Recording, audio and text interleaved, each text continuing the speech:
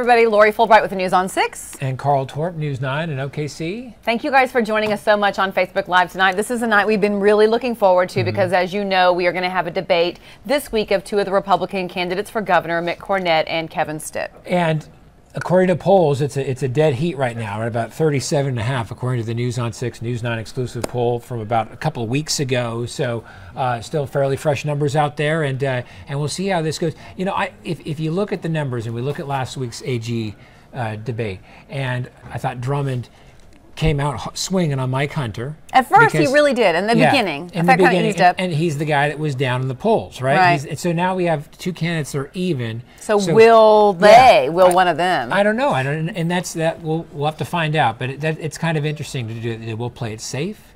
Do they take some shots at one another? Yeah. It's funny. I think it's easier for them to take shots sometimes in their ads, and not necessarily so much when they're both sitting out there in a formal debate setting. You know, one thing that we were talking about earlier is I love the Griffin Communications, at News on 6 and News 9, that this is something that we do. You don't see any other stations really hosting these kinds of debates live in our studio for an hour. And I just love the fact that we're doing it because we don't care who you like, who you want to vote for. We want you to be informed. And this is really a way to interact because we'll take some of your questions that you send to us in the next hour and we'll put them out there and they will have to answer them. I love that. Yeah, we want you to be part of this debate. And we have set aside time that we'll be asking questions from Facebook Live on both Facebook pages, News on 6 and News 9. And so keep those questions coming. We're never quite sure how many questions we'll be able to ask. That's the thing, is last week during the AG's debate, people were like, oh, my question didn't get in, and we're so sorry. We try to get as many as we can, but of course, we can't get them all in. And at the same time, last week gave us a chance to ask a few more questions I think we had planned just because both candidates weren't taking all of their whole time. 60 seconds. Yeah, so. Okay, so our producer is here. Lauren, do you need us for a second? Everybody, welcome Lauren. Come on into Facebook Live. No, I just need Ryan, actually. Oh, you don't need us. Oh, forget it. She doesn't need us. Okay, you guys trying to make sure you can communicate? Yes, so as you can imagine, this takes a full staff of people behind the scenes. You're only seeing a few people in the studio, but we got a lot of people here behind the scenes at the social media desk, in our studio control, directors and producers and all kinds of people here are trying to make this happen. This is something that we don't just turn on. We've planned this for months and months, and there have been lots of meetings and conference calls and making sure that we're doing this exactly fair and exactly right, and that was a big issue last week. So each candidate is given 60 seconds to answer. There will be some rebuttal, short rebuttal if they feel that that's necessary, but we concentrate hard on making this as fair as possible to both sides. And there's so much at stake here, so we're glad that you're a part of this, but at the same time, it's fun to kind of watch the campaigns themselves inside the studio, looking at where they're going to sit, looking at how they're going to appear, and flipping not the coin, but their staff's kind of going behind the camera, seeing how that's going to be framed up, where they're going to be looking, where they're going to be answering questions, where that camera will be. And this is not taken just like casually, oh, we'll just come in and sit and do this. This is you're right, they've got, I guess you call them handlers, people with them who are definitely looking at all the angles and things like that. Do you need us? Hi. Come on in. Hi. Come on in. Just a reminder. Yes. Your first hit is just a quick, what are people already talking about? Okay. No question in that first hit. Right. So just introducing you guys. What are the people talking about? Okay. All right. Thank you so much. Thank you guys.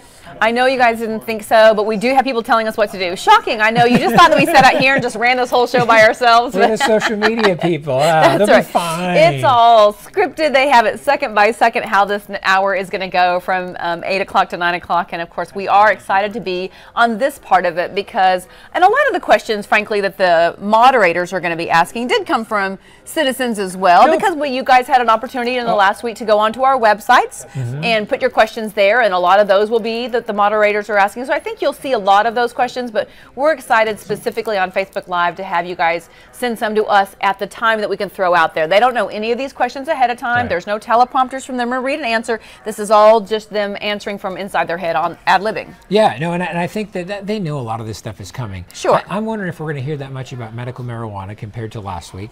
Probably not. I think tonight. Not as much education, you think? I think education is going to be far and away the big topic of the night. I think that's true. I think that's really true. And I think that just going from people on Facebook Live, they don't want just what are you going to do for education. They want how are you going to do it. Specifics. Let's give us some specifics. Yeah, exactly. So we'll see how that plays out. They're ready for it, and you know, I think it's going to be a great debate. I think for Stitt, it's a chance for him to really introduce himself to a lot of Oklahoma as a statewide audience, really. I think that's true. And that's, we talked so much about that. It's kind of a division, like one guy's from Oklahoma City, one guy's from Tulsa. How do they bridge that gap and get that crossover? And this really gives them a chance to do that because now they're seen by the entire state and not just their constituency. And going back historically, mayors of towns don't win statewide races. I mean, it's a challenge. It's a tough one. Early on, Cornett put a lot of money and a lot of effort into Tulsa, into these areas where people didn't really know who he was, but they didn't really know who he was. Sure. Yeah. So and it worked according to like the last poll, right? I mean, that was he's winning in Tulsa and Oklahoma City, the rural areas. That's Stitt right now. And so, but then they're evenly divided, which is just kind of crazy. It's very interesting. Yeah, there's no clear winner at all. So I think this debates like this really help people kind of form up their minds and form their opinions. Maybe they really don't know before they click on this debate exactly what the person is about and what they stand for. But hopefully they'll have a better idea after tonight. Like, oh, okay, now I have a firmer idea of maybe who I want to vote for. No, yeah, and I think, and politically speaking, I mean, it's the same party, so they're not going to have these tons of differences, but the details and how they're going to get stuff done. That's certainly going to be different, and so we'll see if that's explained tonight, or if it's going to be kind of more generality, just because it's going to be an hour long. So. And their personalities. I mean, it's so hard to tell from you see their commercials, and maybe they're sitting there with their family, or it's just hard to gauge them. And I think people would like this format because they really do. They can gauge how they think on their feet and how they respond and what their body language is like. And I think all that helps when it's more of a setting like this, when you can really observe the candidates as opposed to maybe a 30-second ad that's so polished and so edited and so perfect. This is really them in the raw. This is kind of them speaking on their feet and seeing what they have to offer. So when do you think that we're going to see these ads, these tons of ads? I mean, is this 2 weeks out? Is it a week out? I don't know. Once you go on TV, you can't go off, right? Right. Once you start, you can't stop. So who starts first? I mean, and here, I bet that's a big game by each campaign. When do we start? When are they going to start? Do we want to be second? I mean, that's a big strategy. And at the same time, I mean, you can't just like ignore this time between the election and the runoff. And the runoff. Yeah. So I don't know, but I bet it's a lot closer to it. Don't you think? I think it's just within a week or two of the actual. Oh, that's what I think. We're getting there, I guess. But both candidates are on the airwaves a little bit. Yeah, but I agree. A week or two out, it's going to be nonstop. Yeah. And with the AG's race. Come on over, Jason. Wave. This is Justin, everybody. Justin's actually working on his story tonight and not the debate, so we're so glad. But he had to go past us because his desk is over there. So don't mind Justin. Over there. Yeah. Don't you love that about Facebook Live? Because now you get to see what's really going on in the newsroom. Usually someone walks in front of the camera and they get in big trouble. But tonight we're like, you have to get from there to there. He's literally the only person that can walk in front of our camera, I think, right? I mean, he's because he's the only one with the desk over there. That's right. Thank you. Okay. Just go check your IP real quick. Testing. Hello, hello. Yeah, I hear you. I hear you fine. I heard you also. Thank you. Okay. So I'm sure you guys on Facebook Live, it's no surprise that we have people in another room, people above our pay grade, who are sometimes talking in our ears. So we have earpieces that we wear so that we can hear if there's any instructions, when they're going to come to us, let us know when we're going to ask a question, when we're going to not ask a question. So just that kind of communication is important. So we had to test those. So I'm sure you guys are glad to know those are working fine. So we're all ready to go. So, all right, have you gotten us pulled up here now? Well, I have our rundown, and then so here's the link. I'm going to just click on the link and see if that works. Nope, not like that. Okay. Oh, look at us right there. That doesn't help. You had this going last time. I had some problems, but well. Oh, you guys, look at you guys already. I love it. So, Aaron, I see you ask us a question about funding. Thank you so much. Ward, should they stop construction on the new 69? And maybe that could be used for teachers. That's kind of an interesting thought. Because, that's the thing is we get money for this, but we don't have money for this. So it's kind of, how does that all work? I think people would like to know. One of the questions that came in is, why don't you just make the budgets public and all the changes to the public? Let the people see, how much money goes here, how much money goes there. I think that would be an interesting question for them. Some of the other ones, what would you do differently for Oklahoma than past governors? I think that's a good question, and it gives them also the three priorities. I hope we get a chance to ask that, because I love that from first Terry. days in office, what do you want to do? What are your three priorities? And that's better than saying, what are you going to do about this or that? Or, hi, Rachel. Are you here to see me? Do I need help? So should I be? Okay. Do I need anything? Hi, say hi, everybody. This is Rachel on Facebook Live. So this is Rachel helps us look our best. Yeah. So before we do anything exciting, okay, you guys. Now you know the secret. It's Rachel. First three priorities. If there is a secret. That's the first answer question. First three priorities. Nope, Who so we're asked talking. that? Because, Lori, do you know who the first 3 priorities? That came from Terry. Terry. Yes. I don't know where Terry was from, but Terry asked, what will be your top 3 priorities? And I think that's a really great question. I don't hear someone. Do not listen to Yes, Carl. yeah. That's what I need him The back giving of their me. ears, you never know. There could be a camera back here. There could we be don't know. There something. could be back there. All right. Okay. Thank you. Wow. You guys in Do you need Tulsa. anything?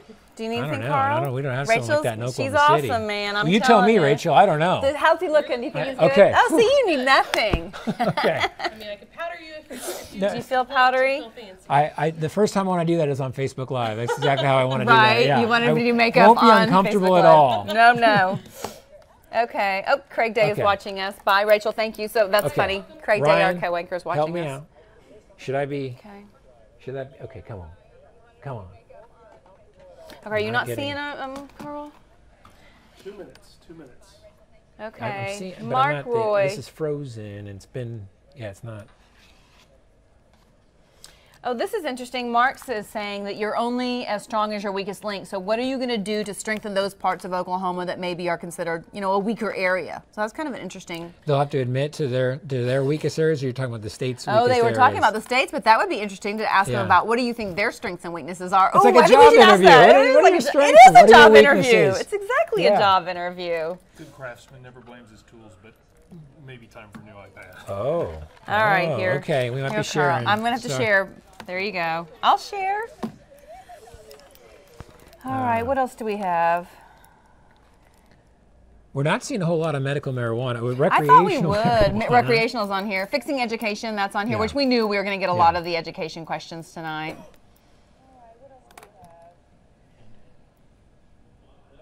1 minute. 1 minute. Hi, Sandy. Thank 1 you for minute watching. You guys, all of you, Ruth and Kathy and Keith, thank you guys so much.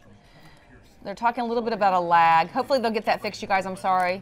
Well, that was one of the kind of. A little bit of a It lag, was a I little think. bit disappointing last week because the lag prevents us from seeing what those likes are for right away. Sure. And then we've kind of moved on from Moved the moment. on. So we will try to do our Keep that best. in mind. Yeah. So the 85% law, of course, as the crime reporter, I'm very familiar with this. You serve 85% of the sentence that you're given before you get out because Yeah. people thought there was no truth in sentencing for a long time in Oklahoma. They're asking if they would change that because of the overcrowding issue with prisons. Well, so that's interesting. I think the incarceration rate is definitely going to be talked Huge. about tonight, and so 15. we'll see what kind of plans they have, or if it's just like, oh, I want to fix it, but Right. but how? We'll be diving into that.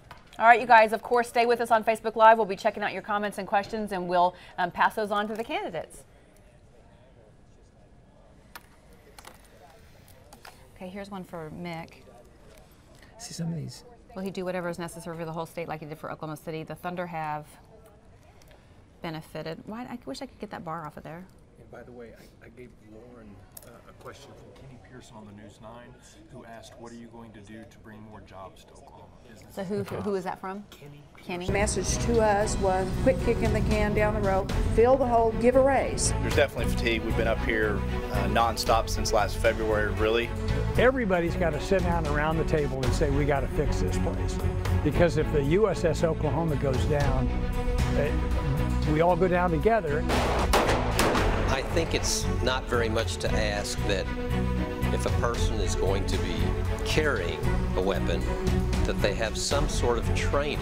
But we do begin with the big one, State Question 788, legalization of medical marijuana, and it passes. We are going to implement a medical marijuana model as required by the state question. Oklahoma votes, the Republican governor debate.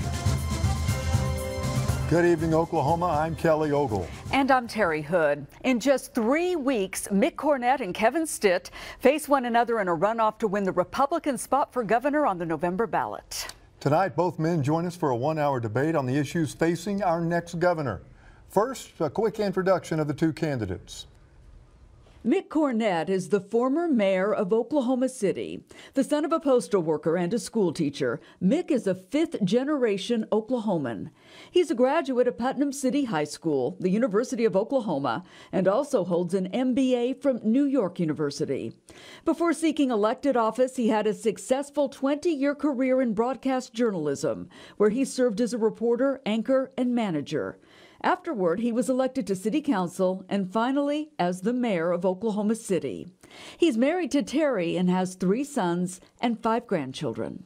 Kevin Stitt says he is a conservative Republican candidate for governor with a vision to be top 10 in growth, education, infrastructure, health care, and government efficiency. Stitt founded Gateway Mortgage in 2000. He's a fourth-generation Oklahoman raised in Norman, where his dad was a pastor. He graduated from Norman High School, worked his way through Oklahoma State University by selling books with the Southwestern Company. He has been married to his wife, Sarah, for nearly 20 years, and together they have 6 children. Now, here are the general rules for tonight's debate. The candidates will have 1 minute to respond to a question. The moderators, Kelly and I, will allow rebuttal responses at our discretion. We want everybody to have their say, but we also want to cover a lot tonight, so we're going to try to keep things moving. We've asked the candidates not to interrupt one another. Each candidate will be allowed 2 minutes for a closing statement. Now, earlier this evening, we flipped a coin to determine who will answer the first question or have the last word, and that toss goes to Mr. Cornett. He has decided to have the final closing statement tonight. And throughout the night, we will check in with our digital desk to get questions and reactions from our friends watching right now on air and online. Our own Carl Torp and Lori Fulbright will be monitoring social media for us tonight. That's right, guys. You know, we have been on Facebook Live for about 10 to 15 minutes already, and we are hearing from viewers who do have plenty of questions for both candidates. They do indeed. They have all kinds of questions about education and marijuana. Terry wants to know what the top 3 priorities will be for each candidate. So, of course, we'll monitor these questions and we'll send some of them to the candidates, and we'd love to hear those answers. Back to you guys. All right, guys, we'll talk to you in just a little bit. Now, let's get to it here. A lot of Oklahomans are not happy with the direction our state is headed in right now. In fact, in an exclusive News 9 and News on 6 poll of likely voters, 66% said Oklahoma is going in the wrong direction. So we have a 2-part question for you tonight, gentlemen. First, do you believe the state is moving in the right or the wrong direction right now? And if you believe we're headed in the right direction, how do you change the public perception that we're not? Mr. Cornett, we'll start with you. Kelly, thank you for the question, and thanks to Griffin Communications for allowing us this opportunity to speak directly to Oklahomans tonight. The citizens of Oklahoma should be very upset. The system that's been going on at the state government is not acceptable. The budget process is a mess. They're not dealing with education properly, and the economy is not what it could be. Contrast that to Oklahoma City, where while I was mayor, we created more than 100,000 jobs, more than 10,000 new businesses. We were recently named the #1 place in America as the best place to start a new business. We've earned the highest bond rating that the rating agencies will allow a municipality to have. And at the same time, we've created a bond, a level of trust between the voters and the elected officials.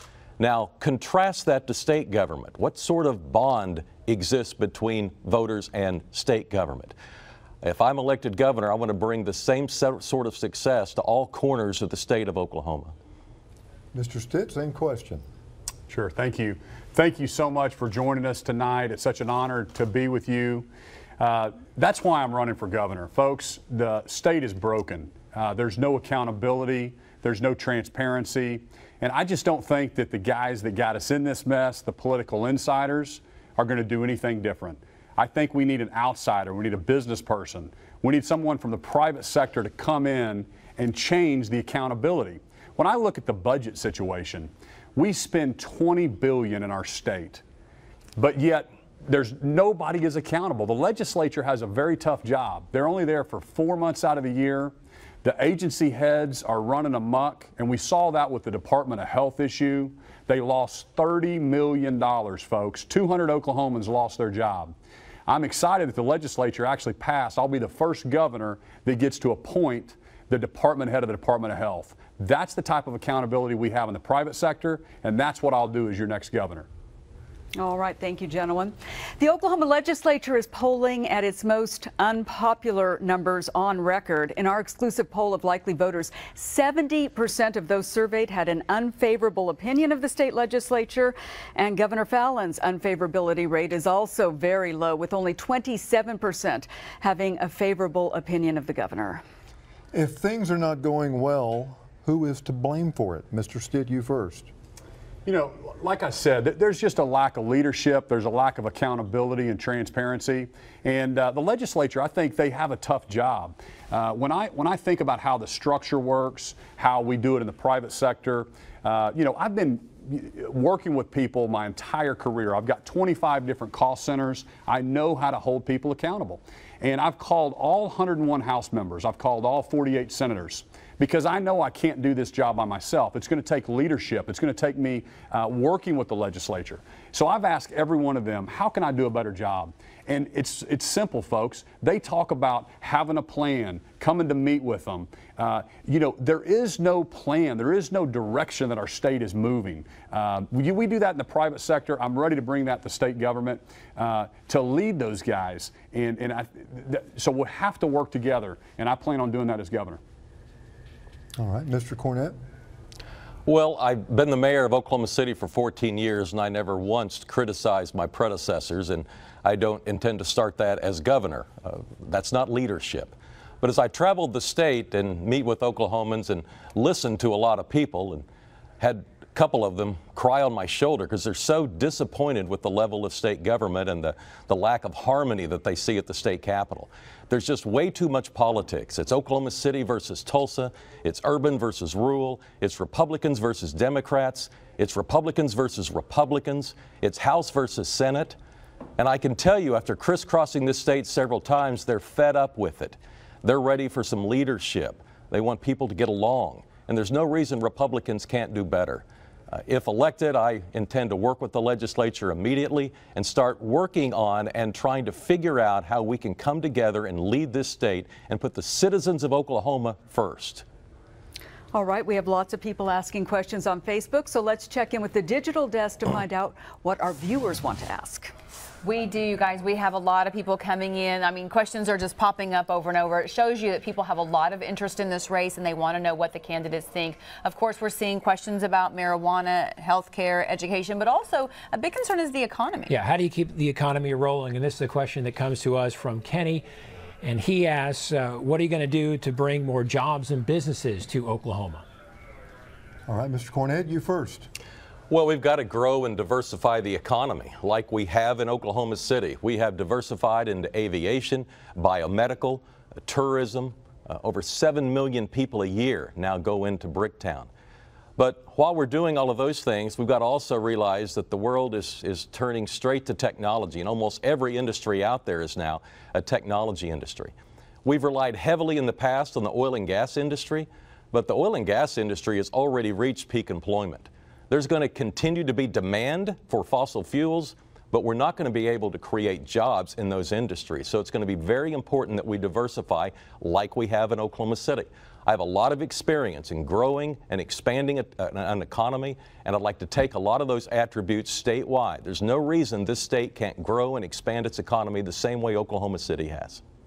And Mr. Stitt, your response? Sure. You know, when I think about growing Oklahoma, that's what we've been doing our whole career. And you look at, you know, what's happening with the national economy. It is starting to take off. The Trump tax cuts are working. There's now a move to bring manufacturing back to the U.S. There is a move to repatriate dollars. And I'm so excited about that. But you look at what is our state not done correctly. You know, we used to have commerce departments overseas, and they were located, we also used to have them in California, higher tax states. We contracted commerce right when other states around us started taking off.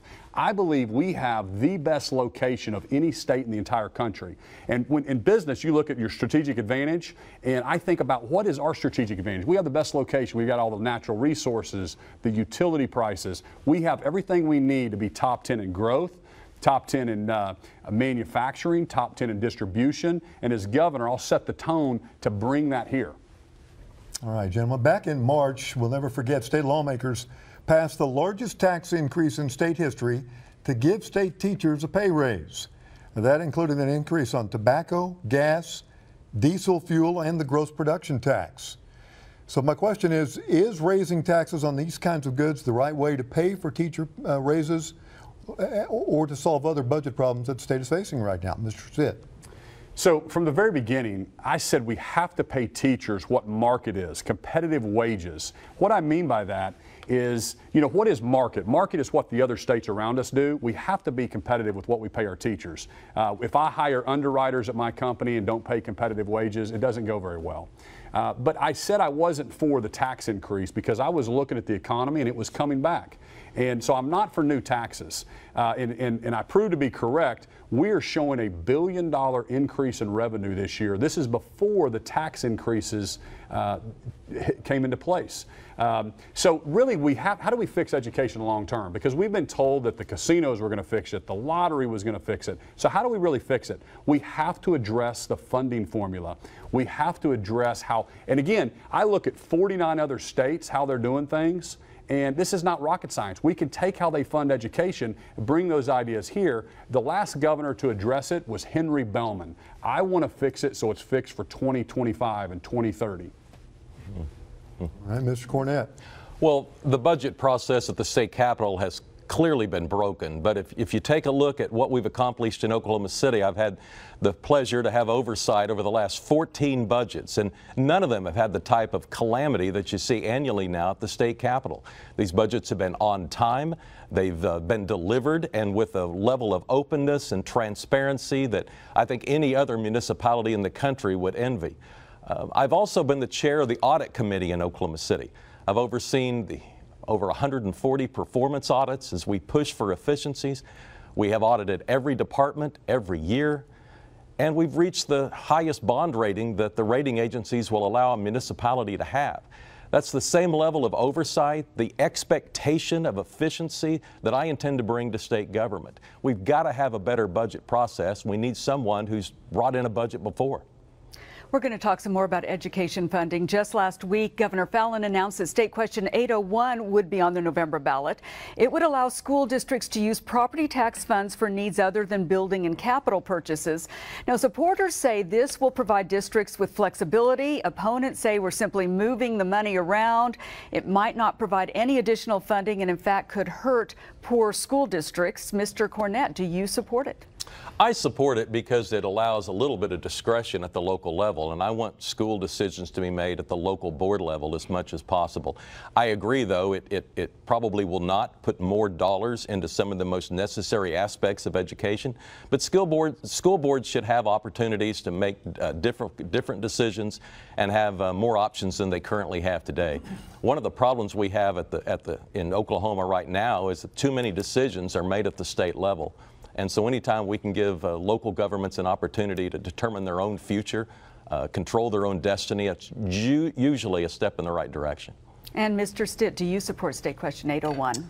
I do. I want to back up, though, because, everything starts with a vision. And so in a Stitt administration, our vision is to be top 10 in education. And education's much more than Common Ed. It's career techs, and it's also higher ed. And I want to break through some of those silos, so we're actually getting our kids ready for the workforce, because there are a lot of manufacturers, a lot of businesses around the state that I talk to that are telling me they can't find enough workers for machinists and welders. And so it's really more than Common Ed. I think it's really focusing on getting our kids ready for the workforce. But I believe in the local control. And so with this Bill 801, it's going to allow the local school districts to spend their money in the classroom with higher teacher pay and give them flexibility. And again, it's what other states are doing. And so that's kind of how you look at this. We can't put our head in the sand, keep doing the same thing with the same politicians and expect different results. Gentlemen, we appreciate you staying on time like you are. Let's keep that going throughout the evening, all right? We have a special question now from Broken Arrow High School science teacher Donna Grottle is Oklahoma's Teacher of the Year. She has this question for the candidates about education funding. My question for the candidates is, can you provide 2 details of your plan to adequately fund school operations, including providing and retaining effective teachers? All right, and we'll start with you, Mr. Stitt. Yeah, well, like I said, I believe we have to fix that funding formula because right now we have this equalization formula in our state. What that means is if a local school district wants to do anything extra, if they raise $1 locally, they get subtracted $1 from the state equalization formula. We need to change that. So we start incentivizing local districts to pay their teachers more, to have smaller class sizes. And you know, it's not a, I don't think that you can pass a law in Oklahoma City that affects the local school district. We need that in the local counties. So, for example, our legislature sets the minimum salaries for our teachers. Before this last pay raise, we already had higher minimum salaries than they did in the state of Texas. But of course, Texas paid their teachers so much more. So I'm not going to put a Band-Aid on this problem. We have to change the funding formula so we make sure that we incentivize competition. Until we do that, we're always just going to be putting a Band-Aid on this problem. I want to solve this teacher pay raise for 2025 and 2030. And the way we do it is we focus on the funding formula. All right, Mr. Cornett. We have to start paying teachers a market rate. It should be embarrassing to all of us that teachers leave the state for a better job. Wouldn't it be a better situation if teachers in other states were coming to Oklahoma because of the wages and benefits, because we prioritized education? I remember this spring watching the teachers walk out down at the state capitol and thinking to myself, I'm not sure they think anybody down there cares about them. They've been disrespected for so long. You're not going to get rid of 10 years of emotion in a week. We still have a lot of issues to fix that broken relationship between the state and the teachers. They're the ones most in touch with the education. We're not going to have the workforce, we're not going to have the economy we want if we don't properly pay our teachers and keep our educational system as a top priority. We're going to move on to the issue of medical marijuana, obviously a big topic in these last few months. Out of the 30 states that allow medical marijuana, Oklahoma's law has some of the broadest language, especially when it comes to qualifying conditions. So our question is, do you think lawmakers need to amend any part of State Question 788? Mr. Cornett, you first. Well, I am all for medical marijuana as long as it is for its intended use. I want people to get the help that they believe that they need. I oppose 788 because it just seemed like it didn't have the level of accountability that we needed, and it seemed like there would be a lot of unintended consequences. But it passed, and at that point I think the state has the obligation to implement it to the best of its ability. Right now, you see the health department struggling to try and put something into effect, and obviously this is going to be a major issue when the legislature convenes next year. We're obviously going to have to do better, but at the same time, recreational marijuana and the question there is probably just around the corner, so we better get ready. This is probably just the beginning of a continued relationship and a conversation between elected officials in this state on marijuana, its laws, and its medicinal use. And Mr. Stitt, do you think any part of State Question 788 needs to be amended? You know, first off, as I've traveled the state and met with people all over, you know, they're fine with medical marijuana. And here's what I did. I actually went to a pain management clinic, talked to the two doctors to find out, would they really prescribe it? Does it help people? And they said in certain situations, they would prescribe it and it would get people off opioids. So I think there's a mood for medical marijuana. Recreational puts our state in too many unintended consequences. It's still illegal federally. The businesses I talk to are how do they hire? How do they create safe work environments? So there's a lot of questions there. But once it passed, the problem that I had was unelected bureaucrats changing the will of the people. Once the law passed, we have to implement it. So I applaud them from backing up. They took it a little bit too far in their rules. They came back, and I applaud them for going back to the will of the people on that one. And we're going to keep on the subject. You've touched on that. There's a push, of course, to expand the marijuana laws, and Oklahomans could eventually vote on whether to legalize recreational marijuana. That, among other things, could bring in some much-needed tax dollars to our state. So the question is, and we're going to start with you, Mr. Stitt, what are your thoughts on legalizing recreational marijuana in Oklahoma? Yeah, totally opposed to that. And until it's legal federally, it puts our state, like I said, there's just too many things that could go wrong. You've got insurance costs that increase. You look at Colorado, you've got homelessness has gone up. The businesses, the banking system, how do they drug test? There's not the trucking companies that we have. I sat down with the trucking companies and they were telling me they can't, there's no test to determine if someone is high on this. Until it's done nationally, we cannot let our state go through that. And as governor, I'll protect from recreational marijuana. Mm-hmm. All right, Mr. Cornett? I'm also against recreational marijuana. I think the consequences on our businesses are not going to be helpful to our economy. And you, as part of the question, asked about potential revenue that might come from recreational marijuana. I'm skeptical it would be a lot of money coming our way. I know Colorado's had some success and increased revenue, but they were one of the first. They also have additional tourism opportunities that they've cashed in on. I would not be trying to guess that we're going to get a lot of additional revenue by passing marijuana of any sort. And I do not think it's in our best interest to take on recreational marijuana. However, if the voters vote in recreational marijuana, I will try and implement it to the best of my ability. Well, no surprise, we have a lot of our friends following online right now. We want to go to our digital desk and see what questions they might have. Guys? Yeah, and one of the things they're talking about here online is the budget shortfall that Oklahoma has had year after year. And the programs that are being cut because of it, and one of them, a question about health care programs and the elderly. Specifically, that's right, because we saw so many cuts last year affecting those who are disabled and the elderly. So Brenda wants to know, what are you going to do to better take care of seniors and elderly? All right, Mr. Cornett. Well, that's a big issue because seniors are a very important part of our state and dealing with seniors and their health care. I'm very concerned long term that government is not going to meet the expectations of the baby boom generation. I've been very involved in Oklahoma City and its efforts against health. A few years ago, I created an awareness campaign about obesity and the awareness of the dangers of not eating correctly and other nutritional aspects of that. And eventually, we invested in infrastructure and built a more pedestrian-friendly, healthier environment. And now, some 10 years later, if you check out the health department statistics, we are improving in all of those categories. But how are we going to respond to the health care needs of the future? We're going to have to make sure that that baby boom generation is a healthy generation and one that stays well as long as we can. And I'm also encouraged about the Trump administration and taking a look at some short-term, limited duration types of health care options that I think will be coming down the line here in October. All right, and Mr. Stitt? Sure. You know, we've got a responsibility to our elderly. We also have a responsibility to, you know, our children. And when I think about taking care of the elderly, I think about Medicaid. That's what the state is going to administer. And I'm excited. There's $181 million more in federal money coming to our state.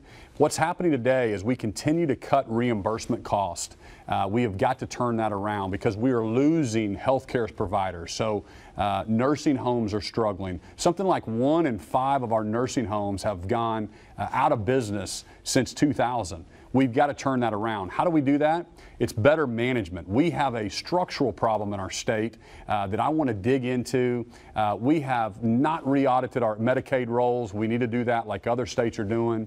And we cannot continue to cut reimbursement rates to our rural hospitals. And I'll turn that around as governor. We have another special guest question. This one is from U.S. Senator James Lankford about how you will make decisions if you are elected as Oklahoma's next governor. As Republicans, the two of you have very similar policy perspectives on multiple different issues. We've had the opportunity through the debate time to be able to see some of the similarities.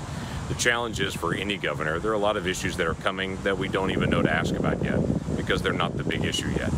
So help the voters understand some differences and how you'll make decisions based on your own personal worldview, based on your own personal faith, based on your own family background. Those things that will drive how you'll make decisions on the issues we're not even talking about yet. So help people understand, how do you make decisions? What well do you draw from that's most significant to you in those hard decisions? Mr. Stitt, we go to you first. Where do you go to make those hard decisions? Sure. You know, as a constitutional conservative, I believe in the First Amendment. I believe in the Second Amendment. I believe in the 10th Amendment and state sovereignty.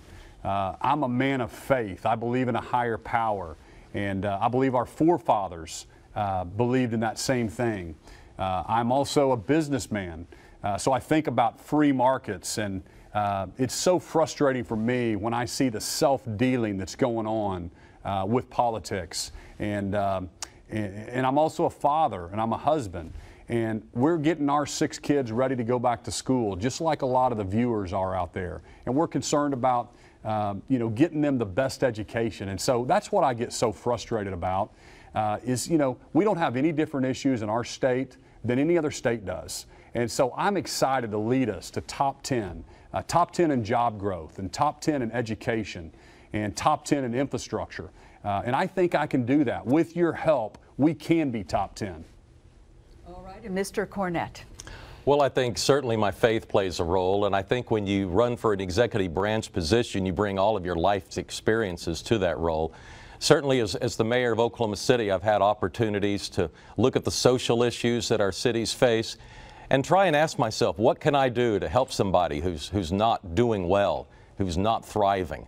And at the end of the day, usually I realize that one of the best things the mayor could do is to try to create a new job or a better job for someone in that family. And we've been very successful creating jobs in Oklahoma City. Over 100,000 new jobs while I was the mayor, over 10,000 new businesses. And I'll continue to try and grow the economy and diversify the economy of Oklahoma, just like we have in Oklahoma City. I believe we can do that, and I believe that the values that I've inherited from my parents will serve us well. I'm a 5th-generation Oklahoman, the first to not be a wheat farmer from western Oklahoma. And I look forward to taking that urban perspective and that rural perspective and being the best governor I can be. Since our last question came from Washington, D.C., I'm going to ask you a Washington, D.C. question. What do you think of the Trump presidency so far, Mr. Cornett? Well, he's been very good to me. When he was elected, I was the president of the U.S. Conference of Mayors, and immediately got in touch with him and asked if I could come for a visit. I was able to bring a couple of mayors to Trump Tower, and we sat down and talked about a number of issues that were facing America. Ultimately, he put me on a task force to determine some of our infrastructure policies. He also put me on a grouping that was going to discuss autonomous vehicles and their impact on cities. And he also loves the way that Oklahoma City funds infrastructure projects. In fact, he'd like to make that something of a national model. He likes local governments that are willing to put in their own dollars to federal programs. President Trump doesn't believe that the federal government should be solely responsible for funding infrastructure. He's looking for partners, for tribes, for cities, for counties, for states. And I think the relationships that I built at the White House through the years, and also at the Department of Transportation and HUD and other important cabinet positions, can serve us well going forward. I'm glad President Trump is in office. I think his economic policies are benefiting us all, and I look forward to working with him in the future. All right, Mr. Stitt, your thoughts on the Trump presidency? Yeah, so I voted for Trump, donated to Trump's campaign, and you know, as a fellow business person, I love his perspective. He's not a career politician. He's getting up there and shaking things up, and sometimes the establishment is fighting him. And you know, I love his tax cut. He just cut the corporate rate from 35 to 21. That was a huge move. People forget how big of a deal that was. That leveled the playing field internationally. So now there's a move to repatriate dollars. There's a move to bring manufacturing back to the U.S. You know, his foreign policies. He's renegotiating contracts. You know, and that's another thing. When I look at the contracts that our state gets into, whether it's you know, just all the stuff that I look at. Every time I turn around, we make bad deals in Oklahoma because we have people that have self-interest. And I'll tell you what, I'm going to end politics as usual when I get there, but I love to watch what he's doing nationally. All right. Viewer Tom Rogers has a question about crime. He says our state leads the nation and, in fact, the world in incarceration rates. However, Oklahoma also has the least amount of second chance employment for a convicted felon. And he wants to know, as governor, would you do anything to help make employment opportunities more available for those who are not reoffending? Mr. Stitt, your thoughts? Sure. I mean, you know, as a business owner, when we go to employ people, it's so hard, especially in the financial services industry, to hire a felon. And we tend to paint everybody with the same brush, whether it was happened 30 years ago, or it happened yesterday. We have to figure out better ways to get people back into the workforce, paying taxes, taking care of their children. And when I look at the overall incarceration rate in Oklahoma, you know, we're #1 in something we should be number 50 at. You know, when I got into this race, I figured we'd be around 25th in incarceration rates. We're #1. This is low-hanging fruit. This is easy to make a big move on. We are doing something wrong compared to the other states around us. So as governor, I'm going to get in there and fix it. We're going to be tough on crime because I know that I support our law enforcement. Those folks have a tough job. Our district attorneys have a tough job. But we've got to figure out better outcomes, catch people earlier with some of the drug problems that they're having, and get them better outcomes before they get into this system that's a cycle. Mr. Cornett, same question. Well, none of us should be happy with the state of our corrections department. It's embarrassing to lead the nation with most incarcerations per capita. You look at it this way. We're spending $100 million a year on health care for inmates. That's obviously $100 million a year that could be spent on something more worthwhile. And perhaps most embarrassing is our recidivism rate. Now, we all know that if a kid drops out of an Oklahoma high school, they're probably not going to go back. But if a person gets out of an Oklahoma prison, they probably are going to go back. That's how poor of a job we do in creating a better path for someone who's coming out of our prison system. We're better than that. There's a lot of places to get started. And from a leadership perspective, when I see movement on the left and the right, like I do on criminal justice reform, that's the green light to start making something happen. And I intend to make something happen in criminal justice reform that'll have positive results if elected your governor. Staying on crime for a moment, Oklahoma has not carried out an execution since January of 2015, and it's due to a list of problems involving the drugs used for lethal injections. So first off, do you support the death penalty? And secondly, if so, do you also support using nitrogen gas for execution, which is being talked about right now and considered very keenly? Mr. Cornett, you first. Well, I think one of the most solemn responsibilities of being governor is the death penalty issue.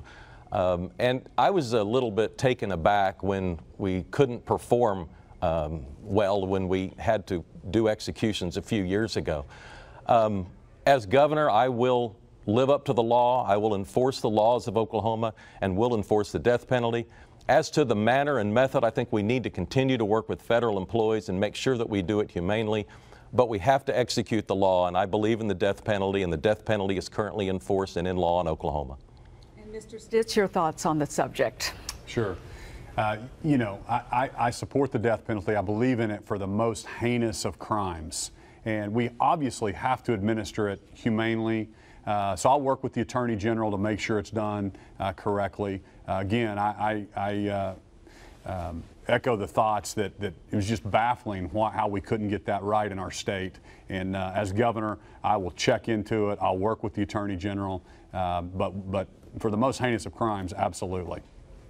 State lawmakers passed constitutional carry, but that bill was, of course, vetoed by Governor Fallin. So our question is, do you think Oklahomans should be required to have a permit and training to carry a gun? Mr. Stitt? So I've said I would sign the constitutional carry because I'm a constitutional conservative. I believe that's our Second Amendment rights. I look at states like Vermont and Texas and Missouri that all had very, very similar legislation. And they're not having any of the problems that they're not having any of those issues that sometimes the left starts talking about when they talk about constitutional carry. So it's our right, and as governor, I'll protect that. All right, and Mr. Cornett. I would not have vetoed the bill. I have an A rating from the NRA. Now, I prefer people get training, but the Second Amendment is pretty strict, and it's in the Constitution. I support the Second Amendment. All right, let's shift to immigration here for just a moment. This past legislative session, there was, well, we're going to talk about the audits first off. There was an effort to dismantle the state auditor's office. During the same time, multiple state agencies were accused of mishandling money. Viewer Nina Roberts wants to know, how aggressive will you be in auditing all state departments? Should state agencies be allowed to choose their own auditor? Mr. Stitt. Sure. You know, in the private sector, we audit everything. So financial audits, absolutely, we've got to do that. I've met with several different agencies that have hired outside audits. So you know, with 120 agencies, I don't know if the state auditor's office can get to every single one of them. So of course we can use third parties in the private sector to come in and do the audits. But really, you know, this is a big distinction between me and my opponent. We have got to have performance metrics. A performance metric, the right question is, how many employees should this agency have? How many employees should that agency have? What are the services we're delivering?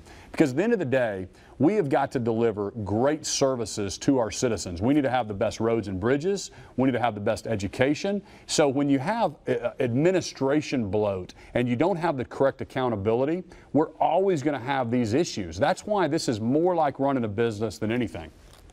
Mr. Cornett. Well, as the mayor of Oklahoma City, I chaired the audit committee for 14 years. We performed over 140 performance audits, making sure we squeezed out all the efficiency we could from our departments. I remember one year that revenue was coming in about 1% over estimates. Now, in a lot of government settings, they would have told department heads that they're going to have 1% more money this year. What we did was we asked all of our department heads to put together a budget with 3% less revenue, forcing them through a budgetary exercise to push for efficiencies.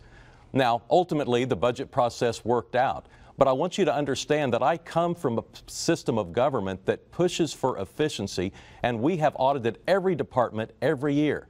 That's the standard in most government operations, and I think it's the standard for the state of Oklahoma as well, although there do seem to be some departments where those audits don't seem to be coming to the light of day quite as often or as soon as they should be. Mr. Cornett, as you've mentioned several times, you are from Oklahoma City, so we want to know tonight what you have to say to the voters in Tulsa. And go ahead, we're going to start with that. Yeah. All right. Well, obviously, Tulsa is an incredible city, and you know, with the park opening up here in a month, I think it's going to be one of the greatest things that the state of Oklahoma has ever seen. I think you're going to see tourism opportunities from around the world, and I think Tulsa obviously is attracting highly educated 20-somethings and can be an important part of our economy going forward. Tulsa's beautiful. I think that's one of the main things. And I also started dating my wife in Tulsa, and so I have fond memories of that courtship as well. And she has introduced me to so many of her members of her family and friends here, and Tulsa's become very much a part of my life. And during this campaign, I've been able to come over to Tulsa 2 or 3 times a week and continue to meet people. And the business community has embraced our campaign. I think we're all in this for the same reasons. We want to grow the state's economy, and that's going to take rural Oklahoma, it's going to take Tulsa, it's going to take Oklahoma City, but we're all going to have to work better than we have before. We got to get more people pulling on the same rope. This Oklahoma City versus Tulsa nonsense has got to end. Mr. Stitt, you're from Tulsa. What is your pitch to Oklahoma City voters? Sure. Well, I like to remind everybody that I grew up in Norman. So I grew up on that side of the state, love Norman, love Oklahoma City. And as I've traveled, I've been to all 77 counties. And it's been so fun for me traveling around and meeting everybody. I leave at 5:30 in the morning. I'll be back in Oklahoma City, and then I'm going to finish the day in Lawton tomorrow night. You know, again, I'm going to be the governor for all 4 million Oklahomans. That's rural Oklahoma, that's urban Oklahoma. I tell people that the problem is that we don't have any independence in the governorship. We basically have some folks there that if you're always worried about your next election or your next job or your next placement, you never really can make the right decision that might go against this industry or this special interest group or this group of lobbyists. And folks, you're finally going to have a governor that's focused on moving all 4 million Oklahomans forward 10 years from now. It's the way we run our businesses. We can't just be in love with one department over another department over another department. And I'm going to be the governor for all 4 million Oklahomans. And we have a question for you both now. Our pollster actually says this election could well be decided by rural voters. So how do each of you plan to reach out to those voters? Mr. Stitt? Sure. So my dad's dad, my granddad, was the head vet at Oklahoma City Stockyards for 25 years.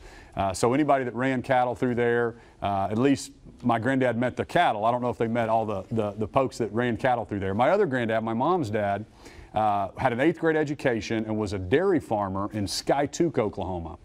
We live on acreage, and actually just bought some cattle for my son. He's trying to save money for his car. He's turning 16 here in a few months. So I understand rural Oklahoma, understand the agricultural industry, love that industry. And, you know, I'm going to be the governor that helps them grow and has the best infrastructure to get their crops to market. But also, I'm going to be focused on bringing industry here to help rural Oklahoma. And you have tremendous assets in southeast Oklahoma. We've got all the water and the tourism and everything we need down there. Western Oklahoma with the farming. So again, you look at what are your strategic advantages, and then you go capitalize on it. I'll do that as your governor. Mr. Cornett, what do you say to those critical rural voters? Well, I've never felt disconnected from rural Oklahoma. I mentioned earlier I'm a 5th-generation Oklahoman and the first to not be a wheat farmer. I was not born in rural Oklahoma, but both of my parents were. My wife was. My mother-in-law lives on a small cattle ranch near Welch. So I'm very accustomed to spending a lot of time in rural Oklahoma. Economically, I believe seriously we've got to build on the ag economy. I was talking to one of the economists at Oklahoma State University today about ways that we can grow the ag economy. And there are a lot of ways, I think, with value-added production processes and looking at some of the genetics that has already been done at OSU and figuring out ways that we can get some spin-off businesses. But we've also got to look at rural Oklahoma through its municipal government. And I have extensive knowledge of how municipal governments are funded in this state. And I think that relates well to small towns across the state, because right now municipalities have a friction-filled relationship with state government, and I want to fix that. We want to check in now again with the digital desk to find out what our viewers are asking tonight.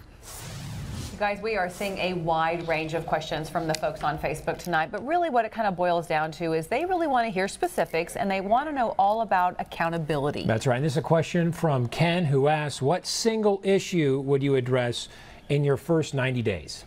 Mr. Cornett, your first 90 days. Well, we have to get our fiscal house in order. You know, the bond ratings agencies lowered or downgraded the state of Oklahoma a year ago, and they kind of warned us if we don't get our act together, they're going to do it again. We're going to have to put some more money back in the rainy day fund. And if I think you look at our record in Oklahoma City, you'll see just what an accountability looks like. I've been the mayor and city council person for just over 15 years, and every year it seems to me like the expectation of transparency and accountability continues to rise. And I just don't see the state of Oklahoma rising to meet that expectation of transparency and accountability. I think we can do better, and I think we're going to have to do better. I think we also need to continue to invest in technology so we can run a more streamlined state government. We have a lot of work to do. But I think it all starts with transparency and accountability and bringing that sort of culture into state government and looking at the fiscal house and trying to figure out how we can renew our relationships with the rating agencies in New York. And Mr. Stitt, your first 90 days, what are your priorities? Sure. Well, it actually starts way before we get elected. So as soon as November 8th, that's when you're going to go off site with the leadership of the House and the Senate. And we're going to fill out my 5 pillars: growth, education, health, infrastructure, and efficiencies. We will have a very detailed game plan that moves forward. And then, you know, one of those things in the efficiency column is asking for the authority to hire and fire agency heads. Not to be a bad guy, but to create the accountability and the transparency.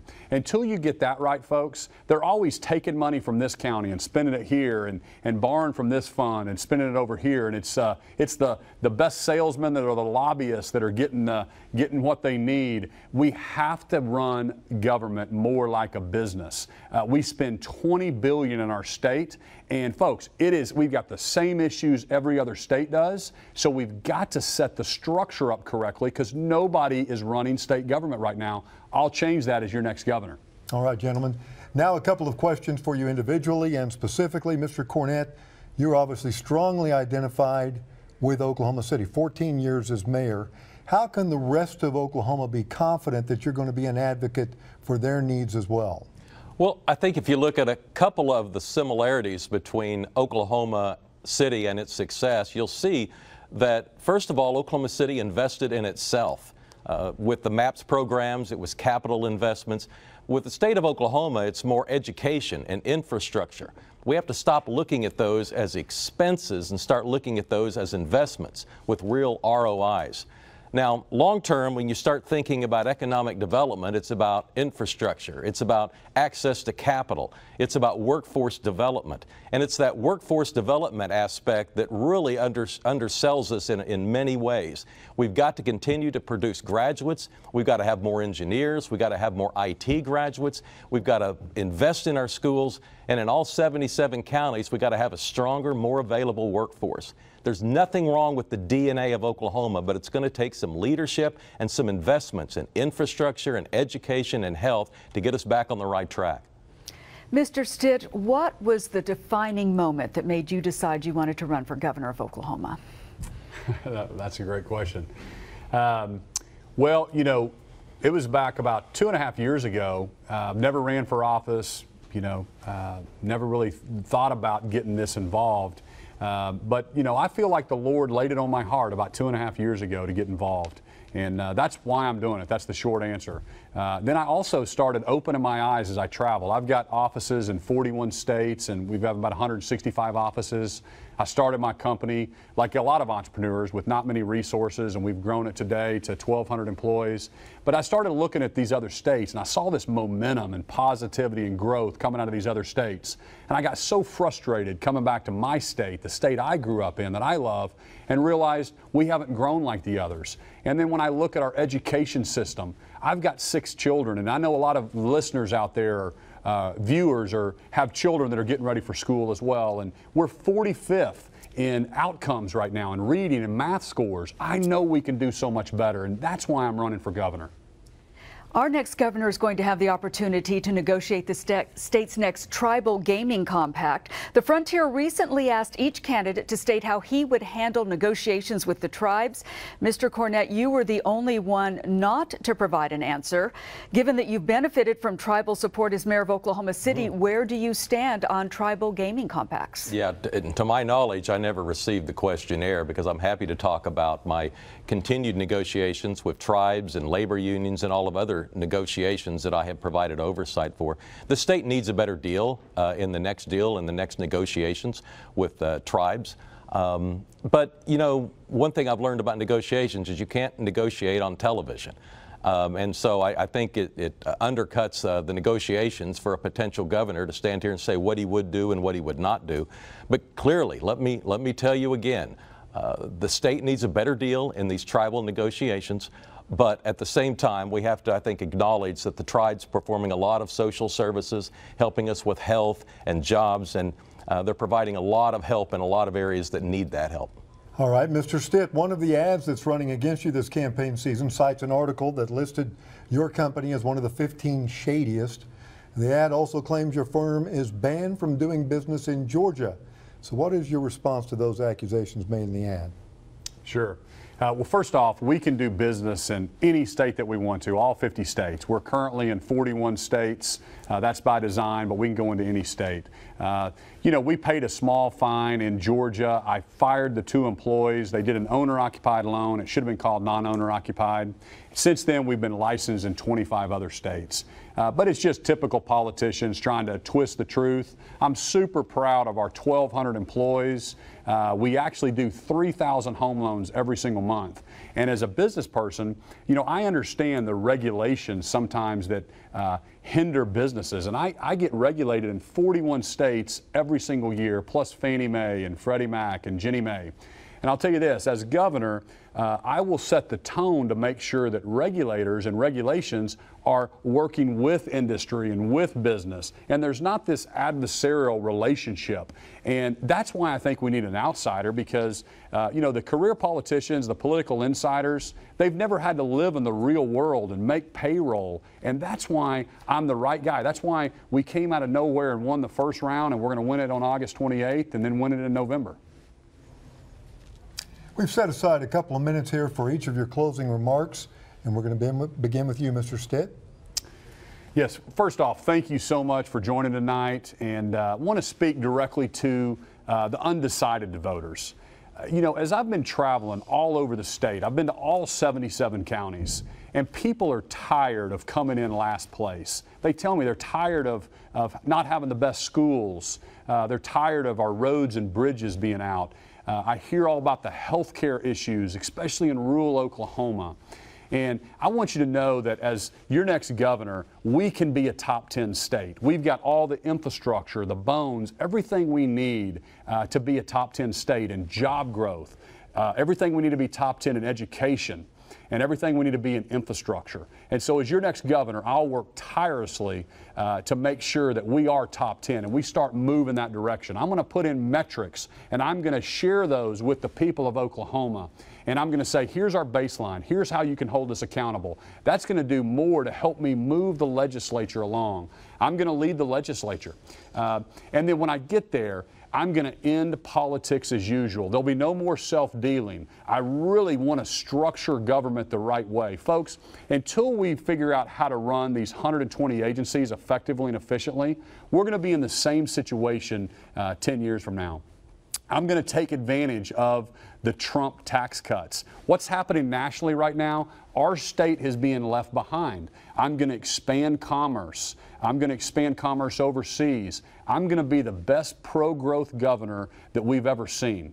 I want to fight for you every single day. I know what the issues are. I really, really want your support. So get out and vote for us on August 28th. Thank you so much.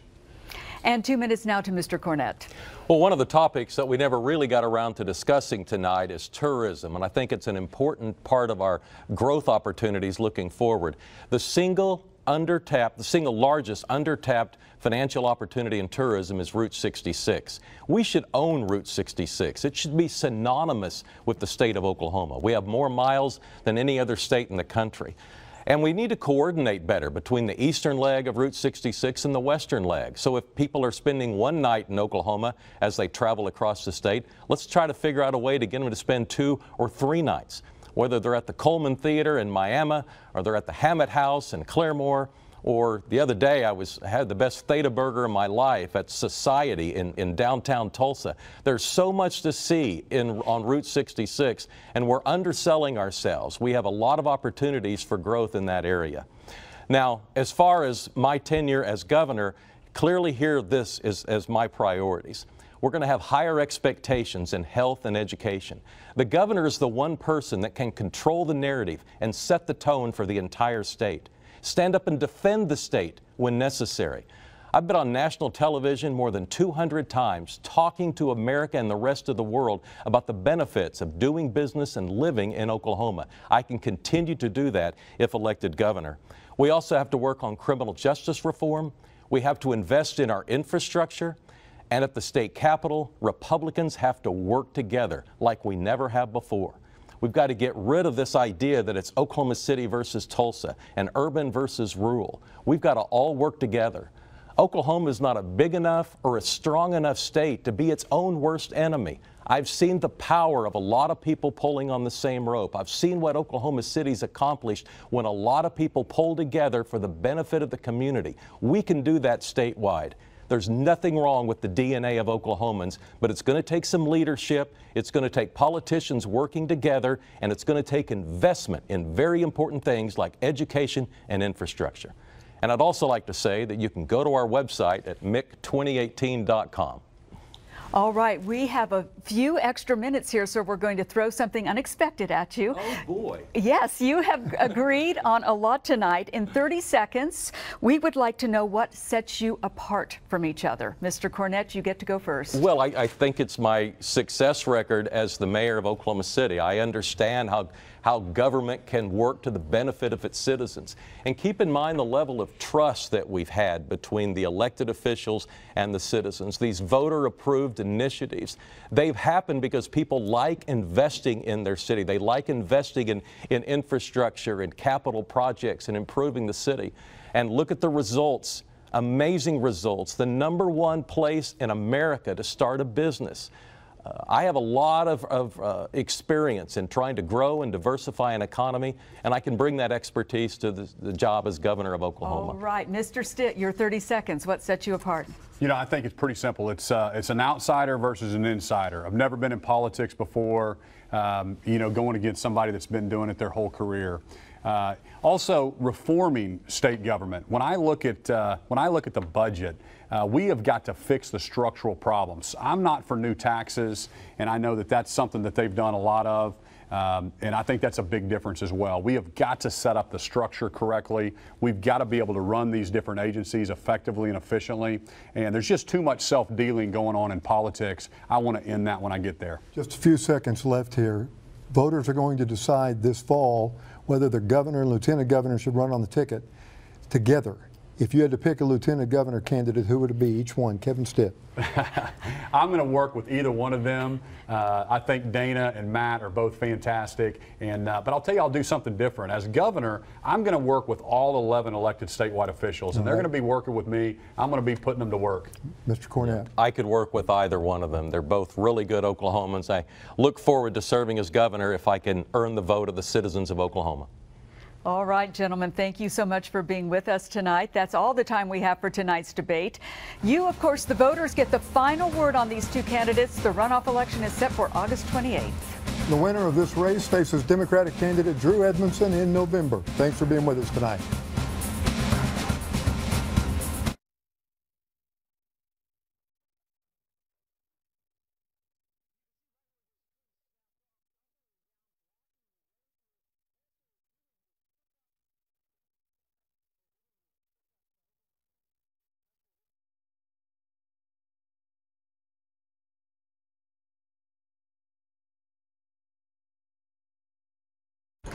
Can I grab your mic?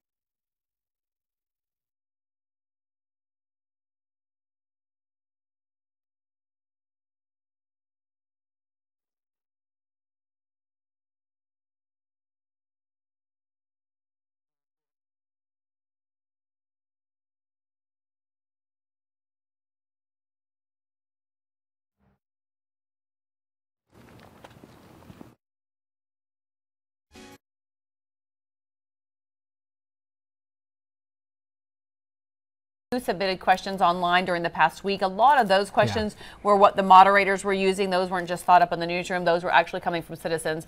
And if you notice, Charlie, we were trying to get Charlie's question in there about what would you do, then how are you different from your that went in there. So we were trying to get that one in there, and we would love to get them all in there. But you guys, obviously there's not enough time. But smart people, smart, engaged people, all the big issues, and then some issues I hadn't even thought about. So I was really impressed by that. I saw a couple people say they like both candidates. I think both of them did very well tonight. I think so. I think they both sounded polished, educated on the issues, and you know, my personal opinion going into this was I thought that Mick Cornett was going to be fine. He's got some experience doing this. Sure, he's a good spokesperson. Yeah, and I think my biggest question mark was I didn't know really who Kevin Stitt was, you know, and I didn't see what kind of debater he was, but boy, I think he did pretty well tonight, and I think Mick Cornett did very well tonight. So I thought that was a good, lively debate. I mean, we thought they were going to start with some zingers and take some shots at each other. That didn't happen. No, I mean, really didn't. We're looking at two Republican candidates, okay? So we might see some more zingers in the general election, but and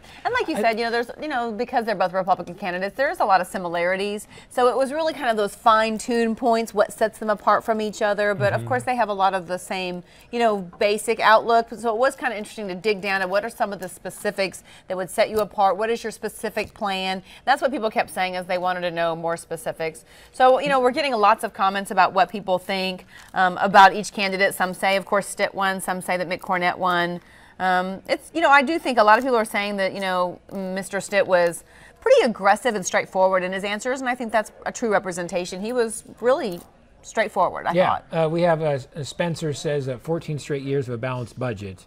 That can't be by mistake. So that's a Mick Cornett vote right there. And then you have another person upset about more taxes, and so they're not Cornett fans there. Right. So. People talked a lot about, you know, we tax toilet paper, we tax soda pop, we should tax everything. So here is this our little sheet that we had? Where's our little intern? We don't have our little intern. He had to like go home and see his parents. He had to go home and see his parents. Can you imagine? So, but here's, we showed you guys this last week. Here, someone. Was it you? Someone sat in there and wrote down second for second how much each candidate took tonight, and so I have the total. That's total on this. So we're off about a minute. Yep. About a couple minutes. So wait, that's total in an hour. They're all there. I thought that they'd be talking long. Okay, well, It felt like they're right around 20 minutes. So each one spoke with their answers all added together, about 20 minutes. This is Cornett 19 minutes. And Stitt almost 22 minutes. 21, so in an 48. hour, trying to get the rebuttals in, and that's a Yeah. pretty good even. Last week, I think we were even closer than that. I think we were only off like 30 seconds in the whole hour. Yeah, but we are trying to be fair and unbiased in this. I love that they take notes and they keep track of who speaks for how long, and it evens out. I love that. There's a number of people timing this because there was someone underneath there flagging when they had 15 seconds. They have a yellow card and to 15 seconds and then like get ready to wrap it, and then they flip it to the red. They have a little paddle, and that's like really wrap it. Stop talking right now. Yeah. And we told them at the beginning this is going to be kind of a gentleman's agreement. We're trusting you, and you see the yellow and the red. Wrap it up, otherwise we're going to have to step in, which we didn't want. Kelly Ogle didn't have to lower the hammer. Like, boom. Just get in there and go, stop! You! Stop talking. Yeah. And, also, I just like the fact that they agreed, which I really like this part, before they came here, not to interrupt each other. I'm so frustrated with those shows when you're really trying to hear what a person thinks, and they're like, blah, blah, blah, blah, and they're talking on top of each other, and you don't know what the heck anybody is saying. So I love the fact that it's not like that, that this is a real gentleman's debate. I like that. If they're not going to be, the people that aren't gentlemen are the ones that are going and saying nasty things on Facebook Live. And I will say, I think we saw a lot more things nasty last week. We it seemed did. Like, you guys were nice tonight. What's up with that? Yes, they were. Yeah, I thought that. I mean, if I'm running for governor, all right, and I'm doing a debate, I'm going to get my closest friends to just be on Facebook Live and just shoot out comments like, heck yeah, well done, Carl for Oklahoma. And and I expected more of that tonight. And It's like real I like people. the other guy. I know. We didn't see nearly as much of that tonight as we did last week with the Attorney General candidates. That's true. Yeah. So several people are saying that they are glad that we did this and that they appreciate the fact that you at least, whether you agree with these candidates, you think they didn't answer correctly, at least this is them in front of you. If you don't have time to go to one of their rallies or one of their speeches, how else do you get exposed to them except for ads? And so I love that they're appreciative. No, that they get to be exposed to them, agree, disagree, but they get to be exposed to them in a different way. These guys are crisscrossing the state day and night, and there's a reason they both agreed to be here at right around 7 o'clock tonight to prepare for an 8 o'clock hour-long debate. So, I mean, they knew that this was important, and they both made it a priority to be here. And so we thank both campaigns for that. Sure. Yeah. Because not everybody can get to, and as many events as they do and as much as they go stumping around, not everybody can get to those. No. And if you want to hear more than just their speech, you want to ask questions and hear the answers, this is the format for that. I love that we do this. I think it's great. And next will be to do this at the state fairs, right? for the general That's election, right? That's sacred territory, right? It is sacred. Yeah. All right, do we see any other comments So, here? I like this as Mike is talking about what we were talking about. I didn't know much about these candidates apart from what I've read about them, so this is a really good chance for me to meet one of our potential future governors. He says one of our future governors. Anita, it's time for us to get someone in there who can get results, and she, of course, likes Cornett. That's her answer. Let's ask maybe what's going to happen in the general. What do you guys think will happen? Are both these candidates going to beat Drew Edmondson, or are they going to lose to Drew Edmondson? Okay, so what do you guys think about that? So, Anita, thank you so much for your comments. She's saying vote Mick or get Drew. That's fine. That's hers. Okay. Well, and so this is obviously a loaded question because I think the people that are watching this are probably a lot of registered Republican voters. Okay, so I mean, I would expect to see a lot more Stitt or Cornett answers to who can beat Drew Edmondson. Well, but a minute ago, I'd say when they were doing their finishing comments, there were quite a few people talking about Drew Edmondson on here, the Democratic candidate. So that's kind of interesting, and that was kind of during the wrap-up portion of the debate. He has this advantage where right now he can lock down and just try to fundraise. Kind of sail. Just fundraise and try to build his war chest and. Because both Cornett and Stitt, I mean, they're going to be spending money toward the end here. With 2 weeks to go, I mean, you're going to see nothing but Stitt and Cornett ads. Right. So Charlie says, I think Stitt will take Tulsa in the rural vote. Great debate. Either would be good for Oklahoma. He says the Republican will win. So that's an interesting. Here's they will beat Drew Edmondson, and the next one is they will lose Edmondson. Yeah. So, Drew and education will be a big deal. Of course, education, as we know, is a big deal, but it's hard to really nail them. I mean, really nail them down on specifics on what are you going to do, what is your plan, but that's what everybody wants to hear right now. They don't want to just hear, I'm going to fix it. They want to really know from people, what is your step-by-step plan? I think that matters to people a lot. And I think that in this kind of setting, they spilled it out a little bit. I mean, you probably like to hear more, especially if you're a teacher out there, or someone, or a parent out there who's worried about sending their kid to public school. Right. So I love this question. So Mike says, are you guys going to do a debate when we have the Republican versus the Drew Edmondson? I don't know the answer to I don't either, but I think that's a great idea. I mean, they're going to debate at some point. Come on, you're in charge. Just tell the company that's what we're going to do. You have no idea how not in charge I am. If we could tell the company what we wanted. But, you know, I think that's a great question, and we will ask that question of our management. But I think that'd be great. No, I think so, too. And if we get both candidates to do it, I think for sure that we'd be down for for this, Kay, someone bigger, higher up than us is saying, Mike, I would anticipate we would do a general debate. So looky there, somebody higher than us. That's you? Oh, we thought it was some big wig in the company. Well, hey, you've spoken. Todd Beasley says Governor Torp, nice ring to it. Oh, wow. Governor Torp, nice. He's a good friend of mine, so. Just full disclosure, Todd, thanks for watching. Robin Brown is saying that we need common sense back in Oklahoma. That's her #1 concern. Paul says both candidates can be good governors. So we've seen that from a couple of different people. Interesting. Yeah, no, I think it was a good night overall. I think everything went well, and you know, if they had our message, they had ample opportunity to get it out there. So Patricia says that school support staff and a lot of state employees were watching tonight, as well as teachers. Of course, a big issue wondering about their raises and how that's going to be funded and what's going to happen. And you know, if you're a teacher out there, we'd love to just get on here, join us here. You know, we're on here for just a couple more minutes. But what did you think? Did you want to hear more specifics, or were you okay with those answers? You know, because I think that teachers are going to have a huge voice in this election. I think so, too. They're going to have a huge voice in this election. So Shirley says, you know, that either whoever gets it is going to be walking into a big mess, that it's going to take a lot to straighten it out. And I think, you know, that is probably one of the bigger challenges that we've seen over the years is right now where we are in the state with the economy, with some of these issues, that whoever does take it's going to have a big job. I think that's for sure statement. No, and I think that was kind of like their priority is to right the ship. I mean, just like let's get the house in order. And, right. So let's see here. Mick is better general election candidate. You know, I think that'll be interesting.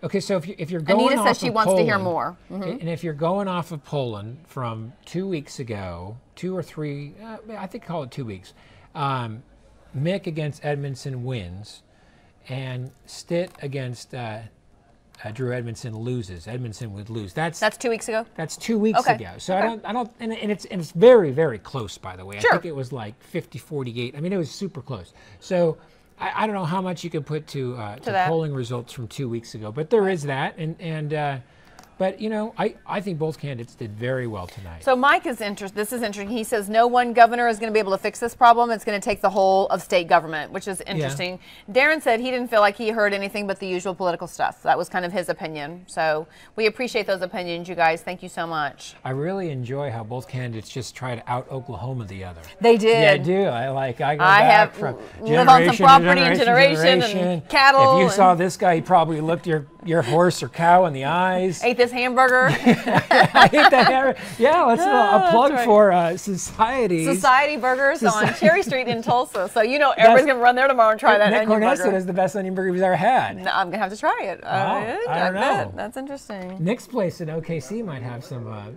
to say about that. So Anita says that she feels that Mick would be a better consensus builder, which is what she thinks Oklahoma needs right now. So you know, I think there is that feeling that we can't be this. I'm not gonna listen to anybody or work with anybody. They got to be able to work with other people for sure. Well, both candidates would have to be able to do that. That is a good point. Is that you're going to have to cross the aisle, right? Consensus builder, yes. Yeah. I love that. That's true, Anita. Thank you for that. Okay, anytime we're ready, we're going to break it. Okay, I'd say provide your questions, but we aren't going to get a chance to ask these candidates them. However, just be thinking of us throughout the year and the decision moving forward, because we thank you so much for we really do for being heard, and yeah, that was great. We love it that you guys join us. We love it that you're so engaged, and this is such an important election year, and we want you to have as much information as possible. We're so excited to be a part of this, and if there is another debate, I hope we're sitting here doing this again. We're back here. Ryan. I mean, you've made the decision. So. Show the hand, Ryan. Show the sun. That's right. Yes. Stick it up there. Thank you guys so much. Seriously, we enjoy your questions, and we appreciate how smart and tuned in that you guys are to this entire process. Be political geeks like us and watch it on TV and watch it on Facebook Live. That's the only way. That really is the only way. Thank you guys. Have a great night and a good week. Take care.